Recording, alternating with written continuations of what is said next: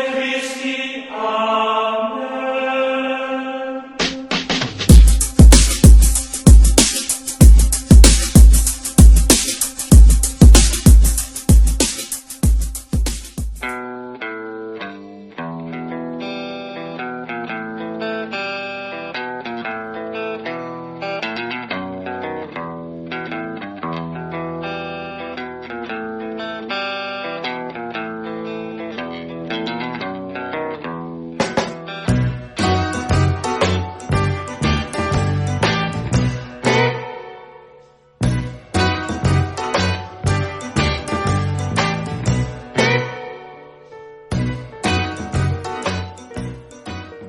Hola queridas y queridos estudiantes, hoy trabajaremos en base a lo que ustedes solicitaron en sus cuestionarios, es decir, será una clase de retroalimentación y repaso en la que espero que aprendan mucho más de lo que logramos en la sesión anterior.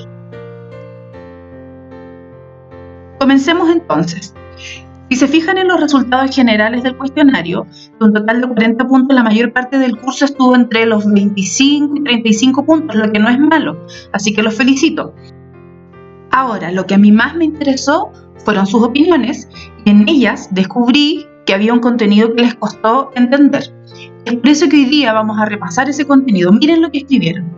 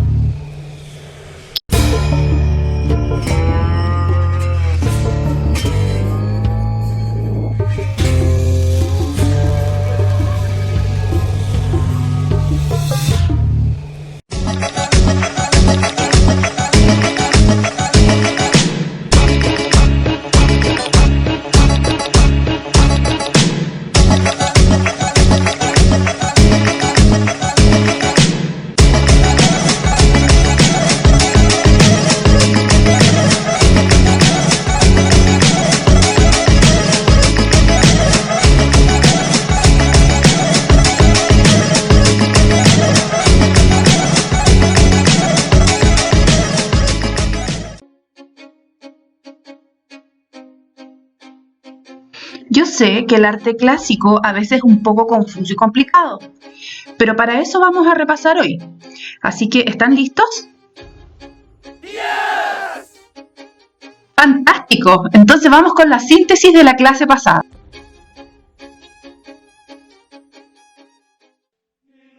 Para comenzar, lo primero es saber que la evolución de la pintura gótica consta de 4 etapas: el gótico lineal o franco-gótico, ítalo-gótico, el gótico internacional y la pintura flamenca. Y básicamente su evolución se basa en entender que a la medida que avanza en el tiempo, el arte y la pintura se vuelven más naturalista, más humana, más detallista y sobre todo va trabajando mucho para la perspectiva. En grandes rasgos es más realista, pero igual de simbólica que en la etapa anterior. Fíjense en las siguientes pinturas y vean cómo evoluciona el rostro y la figura humana en la medida en que avanzan en los estilos. Apuesto que ahora entienden un poco más. Sigamos, cuando hablamos de pintura gótica nos vamos a referir a las vidrieras, la iluminación de libros de miniatura y la tabla. Estas se elaboraron casi siempre en temple o en fresco. Como bien saben, la pintura gótica fue casi siempre religiosa, pero las innovaciones que va a presentar se relacionan con los cambios en la sociedad medieval. Ahora les presento 3 características generales de la pintura gótica. Vamos a revisarlas una a una. La primera es la tendencia a la humanización de las escenas religiosas. Eso quiere decir que los personajes de los cuadros van a tener una apariencia más similar a un hombre real, común y corriente. Totalmente distinto a lo que era el Pantocrátor, ¿verdad? El ascenso social de la burguesía se relaciona con el mayor poder económico que tiene este grupo y la inversión que hace este en arte. De hecho, los burgueses invierten gran cantidad de dinero en pinturas, transformándose así en mecenas de varios artistas. Obviamente, la temática se aleja de lo religioso y se instaura el tema de lo cotidiano. Por ejemplo, en esta famosa obra, el artista Jan van Eyck representa al rico mercader Giovanni Arnolfini en el momento en que se está casando con su mujer. Sobre este gran artista veremos un video más adelante porque sus obras son impactantes. El punto 3 se relaciona con dotar las escenas de un sentido narrativo. Esto quiere decir que las obras van a ser muy naturalistas, los personajes muy humanos y además las situaciones van a ser contadas como si fueran una historia, con detalles, elementos que den pistas sobre la temática y que en el fondo vayan narrando las situaciones que en ella ocurren.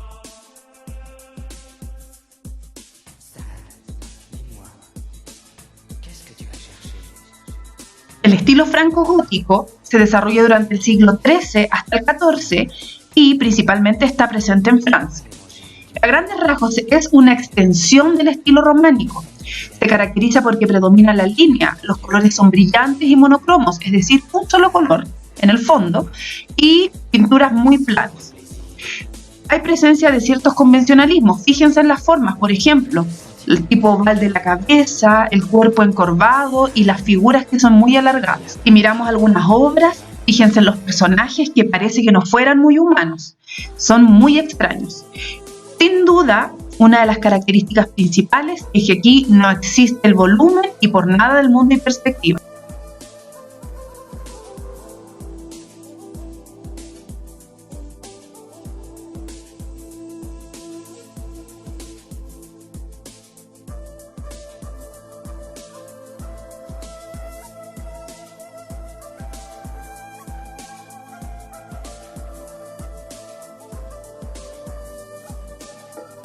Como su nombre lo dice, el ítalo gótico se desarrolló en Italia y en general siempre se mantuvo fiel a los cánones bizantinos, es decir, a las formas rígidas y planas sobre fondos dorados, como el Pantocrator. Pero desde el siglo XIII este estilo empieza a cambiar gracias al desarrollo de dos escuelas, las escuelas de Siena y la florentina, en la que vamos a conocer a uno de los grandes artistas de la Edad Media, el gran Giotto di Bondone. La escuela de Siena se caracteriza porque se basa en el modelo bizantino, y aquí destacan artistas como Duccio, Lorenzini y Martini. Fíjense en las obras de estos artistas que vienen a continuación. Y posteriormente veremos la escuela florentina, que se caracteriza porque es mucho más naturalista y sobre todo mucho más expresivo. Aquí vamos a ver un video sobre Giotto, el destacado artista padre del Renacimiento, y sobre su maestro Cimabue.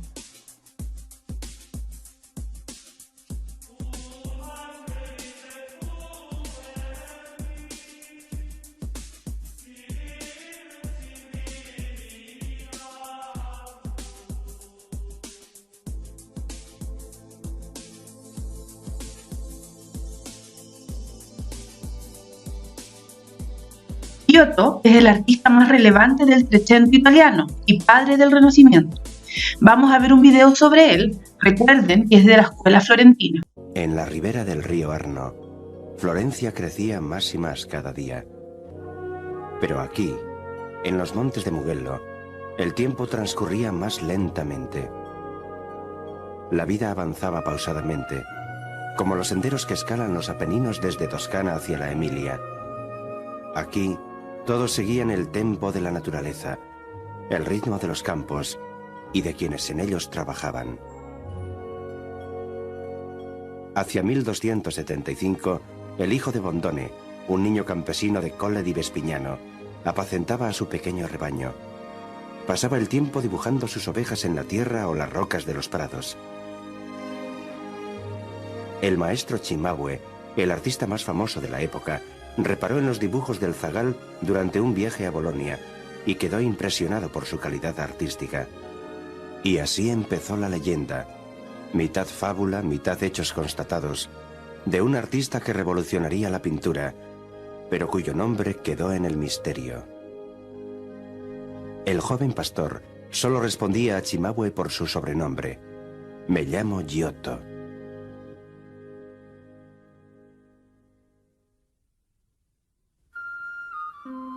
Giotto nació en 1267.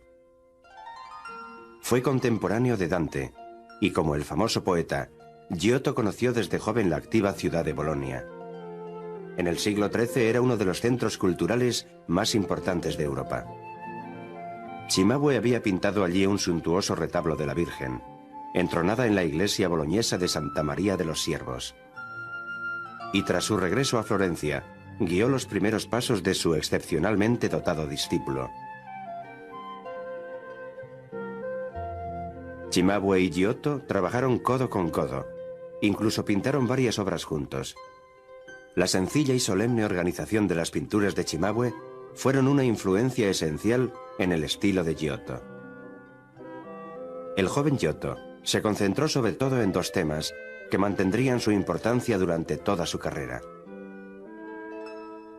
la Virgen y el Niño para la iglesia de San Jorge de la Costa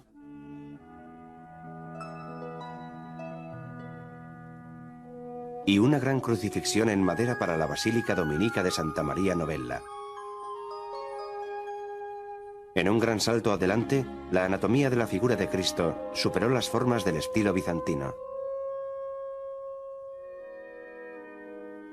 Hacia 1285, Cimabue, que supervisaba el desarrollo de la obra, dio rienda suelta a sus colaboradores, a los que se unieron otros pintores llegados de Roma. Escenas de leyendas clásicas y del Nuevo Testamento empezaron a tomar forma en las secciones superiores de la nave. El joven Giotto, con 20 años, participó también en este gran proyecto. Estaba ya preparado para representar a San Francisco. En contraste con las representaciones de relatos evangélicos, aquí Giotto tuvo la oportunidad de crear episodios, situaciones y personajes totalmente nuevos, inspirados en hechos cercanos en el espacio y el tiempo.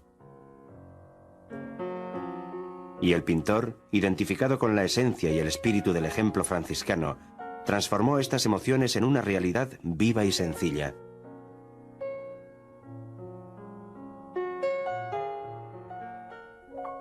Las murallas de la ciudad y los campos circundantes son escenario de la nítida y definida escena del hombre donando su capa a un pobre, y son prueba elocuente de la lógica, estrictamente lineal en su composición. Las líneas que fluyen desde las montañas convergen hacia la cabeza de San Francisco, guiando el ojo del espectador hacia el núcleo de la acción. Las fachadas de piedra, calles, casas y muros se convierten en telón de fondo en la famosa renunciación a los bienes terrenales, en la que San Francisco se despoja de sus ropajes ante el horrorizado sacerdote. El obispo interviene para cubrir, siquiera parcialmente, el delgado aunque atlético cuerpo del santo. Prueba de cómo Giotto profundiza en la anatomía real y no se conforma con las tradicionales formas físicas bizantinas. Y expresión.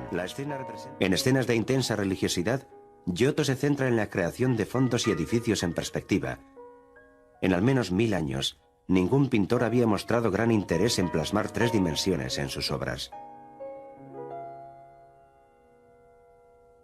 Giotto, buscando una imagen creíble y auténtica, muestra aquí los primeros pasos de un camino que iba a guiar a todos los grandes maestros de la pintura italiana.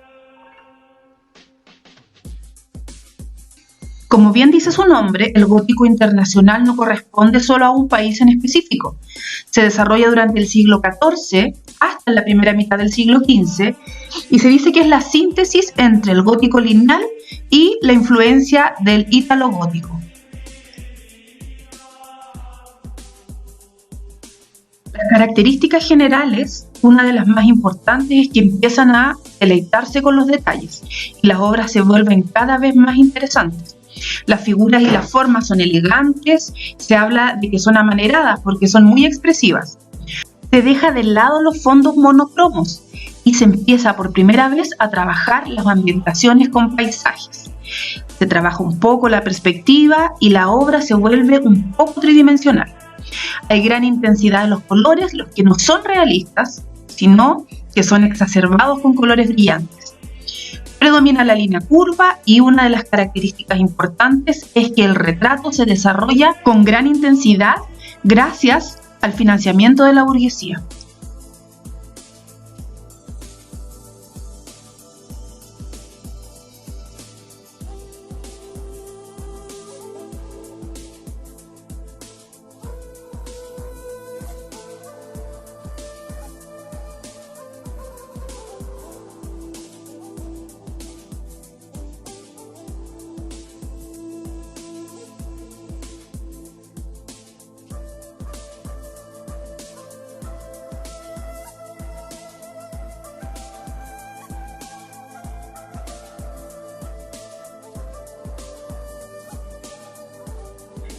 La pintura flamenca es impresionante, lo van a ver en el video que viene a continuación.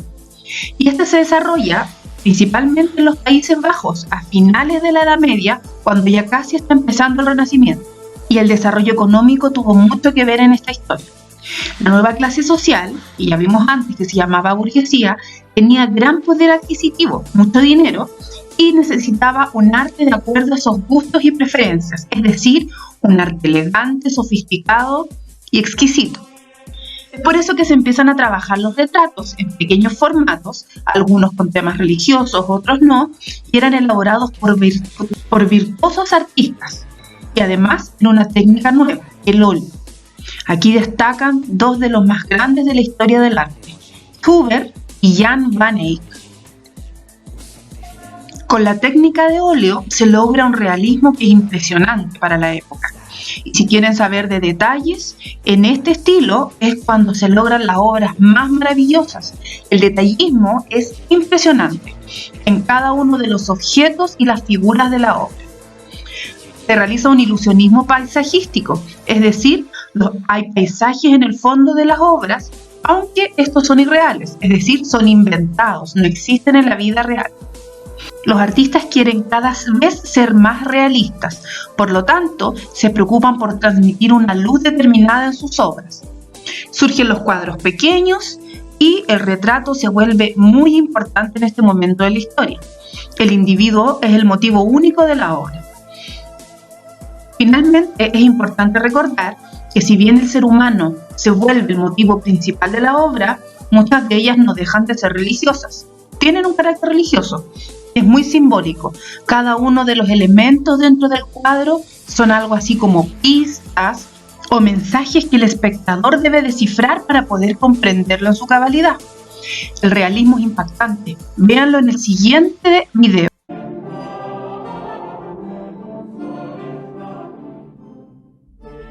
La Virgen del Canciller Rollin, o Madonna de Autun, o Virgen del Donante, es una tabla de pequeño tamaño, 66 por 62 centímetros. Ejecutada a finales de la época gótica, es una de las primeras pinturas al óleo que se conocen. Alrededor de los 4 personajes principales, muestra varios cientos de detalles minúsculos.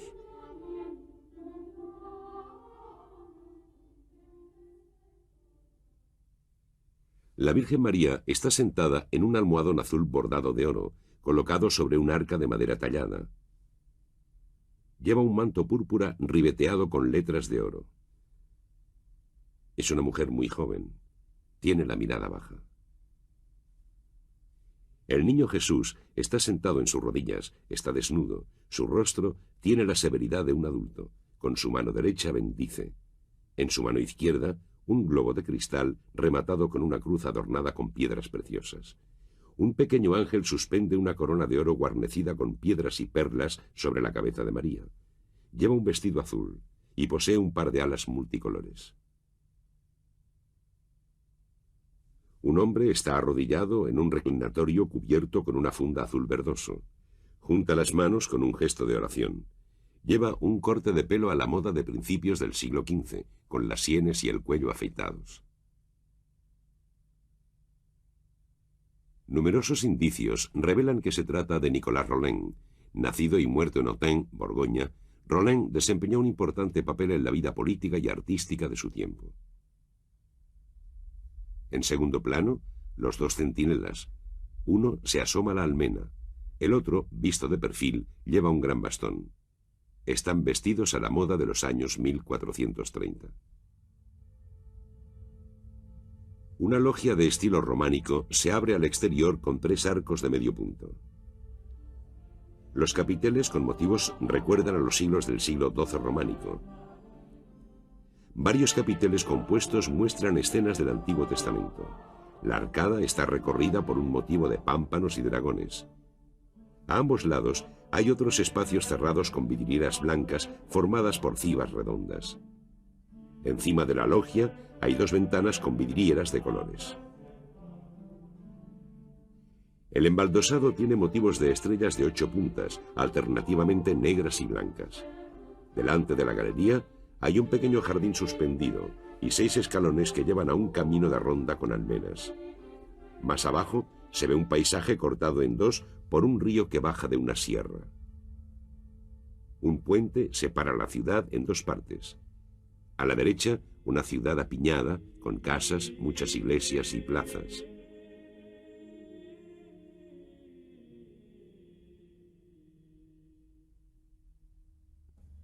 A la izquierda, un suburbio con una abadía, casas con resaltos o entramados y caminos que llevan al campo.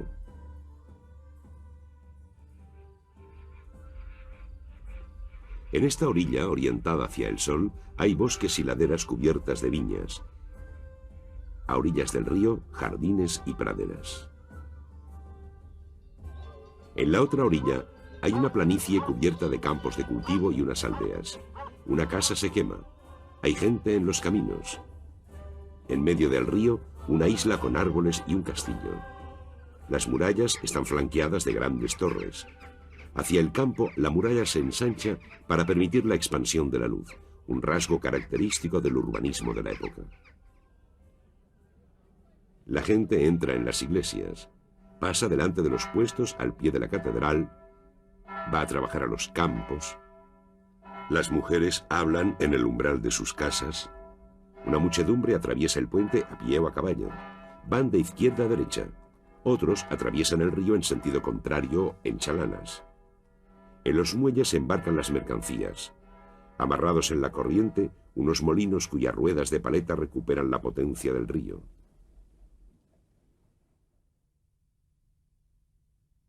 En este ambiente familiar, los historiadores han creído reconocer la aguja de la Catedral de Utrecht, el puente de los Arcos de Lieja, la Catedral de Santa Gúdula de Bruselas o la Campiña de Borgoña. También han propuesto Brujas, Lyon, Praga o incluso Autun. Pero aunque efectivamente encontremos elementos tomados de la realidad, el paisaje es imaginario. Estos retratos de donantes son el testimonio del acceso al mecenazgo artístico de una burguesía opulenta. Al prodigar los actos piadosos, Rollin también trataba de borrar la mala fama relacionada con su función de canciller.